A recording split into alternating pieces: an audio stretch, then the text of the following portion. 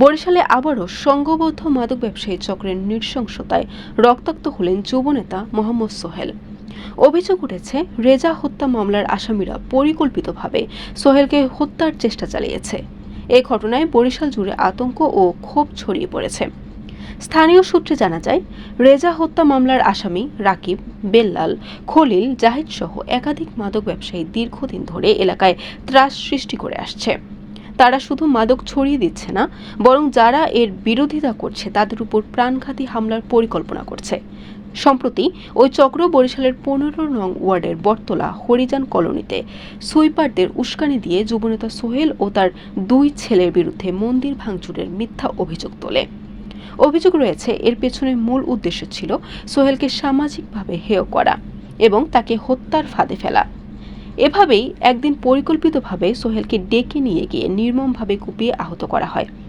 স্থানীয় কয়েকজন দ্রুত তাকে উদ্ধার করে শেরেবাংলা মেডিকেল কলেজ হাসপাতালে ভর্তি করেন। এ সুযোগে হামলাকারীরা সোহেলের বাড়িতে ভাঙচুর চালায়। ঘরে লুটপাটের পাশাপাশি বাইরে থাকা একটি মোটরসাইকেলও ভাঙচুর করা হয়। আমার যেভাবে তারা হত্যা করতেছিলেন, এইভাবেই রেজাকে হত্যা করে। কিন্তু 5ই আগস্টের পর রেজাকে বলতে গেছে, তোমরা মাদক ব্যবসা বন্ধ কর, নারী ভোগ করা বন্ধ কর, নয়তো একদিন ক্ষমতা আসলে তোমাদের যে কী অবস্থান হবে আল্লাহ পাক ছাড়া কেউ বলতে পারে না। এলাকাবাসীর দাবি, এটি ছিল সোহেলকে হত্যার ষড়যন্ত্র, ঠিক যেভাবে রেজাকে হত্যা করা হয়েছিল। বরিশালবাসী বলছেন, এ ধরনের ঘটনা বারবার ঘটলেও প্রকৃত বিচার হচ্ছে না।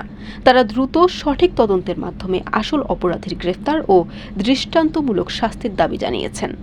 40, 46, 47 বছর বয়স, আজকে দেখেন একটু ছেলের মাদক যারা ব্যবসা করে তাদের পক্ষে আজকে শেরেবাংলা মেডিকেলে কষ্ট করতে হয়েছে। দেশবাসীকে সালাম জানাই, আসসালামু আলাইকুম। বরিশাল.নিউজ।